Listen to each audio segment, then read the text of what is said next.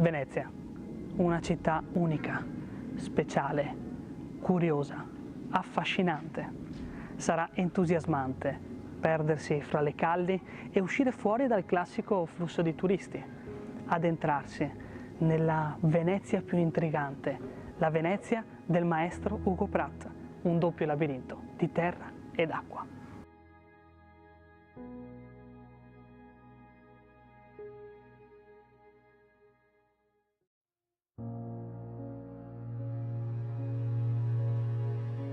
Buonasera, mi chiamo Corto Maltese.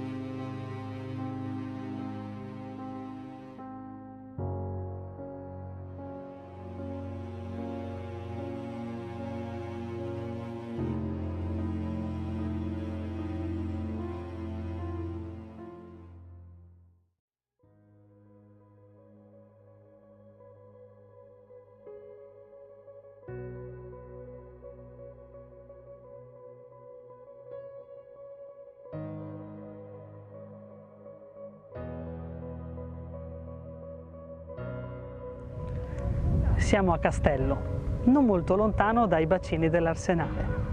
Da questo ponte possiamo avere una vista davvero speciale e poco turistica di Venezia. Infatti è proprio qui che troviamo Corto Maltese in Favola di Venezia. Questo ponte ci collega con l'isola di San Pietro di Castello e, dietro di me, possiamo vedere l'antica cattedrale di Venezia. Questo luogo di culto è uno dei più importanti in città e la sua storia inizia nell'822.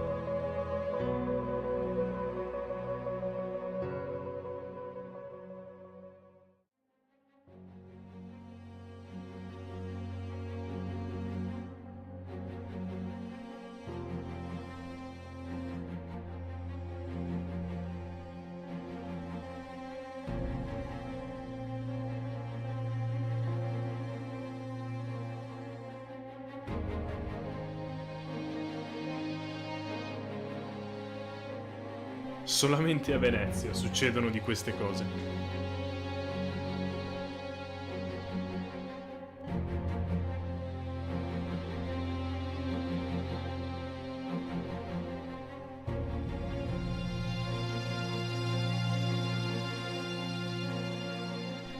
Ecco, San Pietro di Castello. L'edificio, così come lo vediamo, è il risultato di due restauri, uno del 1100 e un altro del 1500. Non facciamoci ingannare dallo stile palladiano di questa chiesa, perché il Palladio effettivamente firmò un contratto per realizzare i lavori di restauro, ma morto il patriarca Diedo, il Palladio si ritirò. È da notare il cupolone, è alto 54 metri, 4 in meno del più famoso di Michelangelo a Roma.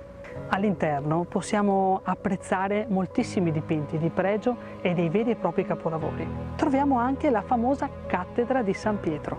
Secondo la tradizione popolare è appartenuta al santo mentre questi si trovava ad Antiochia. È ovviamente soltanto una leggenda. Infatti questo seggio è il ricavato di una stele funeraria araba, tanto che possiamo leggerne tranquillamente dei passi del Corano.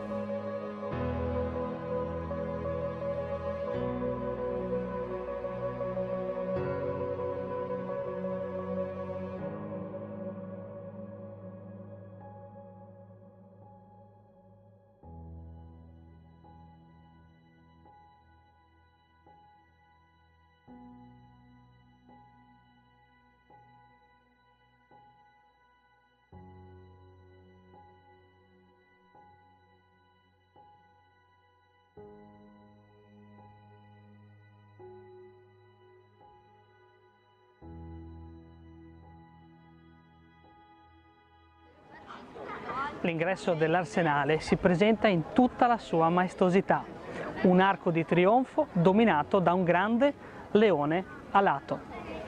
4 leoni, 4 fiere proteggono e sorvegliano l'ingresso. Il più grande, quello di sinistra, vedendo l'arsenale. È quello che Corto Maltese guarda con meraviglia e riverenza in una celebre illustrazione. Era il 1687. Il condottiero Francesco Morosini riportò, dopo la campagna di Grecia, queste 4 fiere, questi 4 leoni come bottino di guerra. Il più grande, quello di sinistra, il leone del Pireo, proveniente dal porto di Atene, datato IV secolo a.C.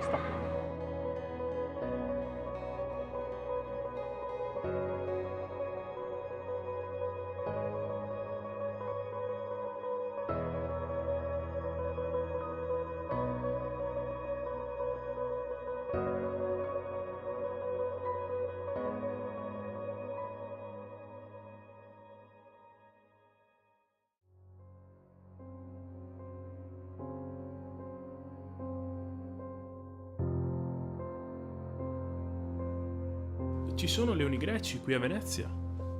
Questo è l'arsenale e questi sono i leoni greci dei quali mi hanno parlato.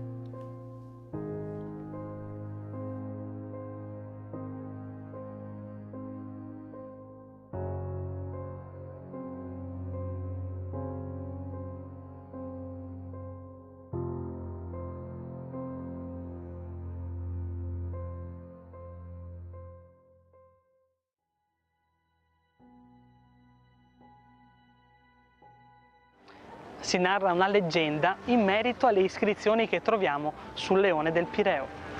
I protagonisti sono il signor Foscaro, un noto mercante, il capitano Giustinian e la vedova Zanchi.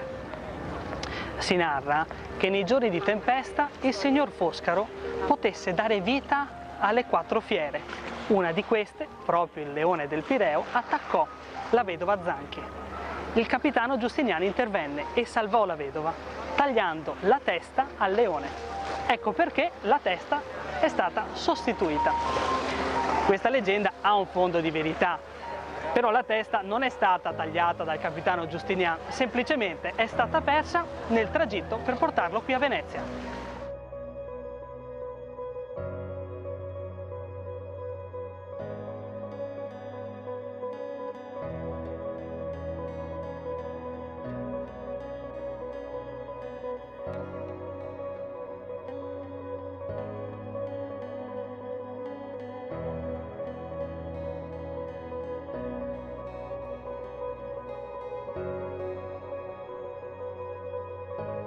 Venezia lascia sempre a bocca aperta e a tutti noi l'obbligo di scoprirla o riscoprirla, perché come disse Corto Maltese, qui, solo qui, accadono cose incredibili.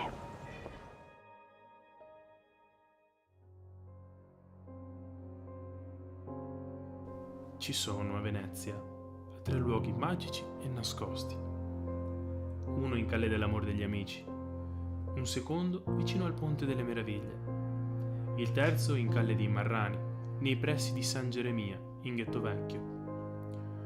Quando i veneziani sono stanchi delle autorità costituite, vanno in questi 3 luoghi segreti e, aprendo le porte che stanno nel fondo di quelle corti, se ne vanno per sempre in posti bellissimi e in altre storie.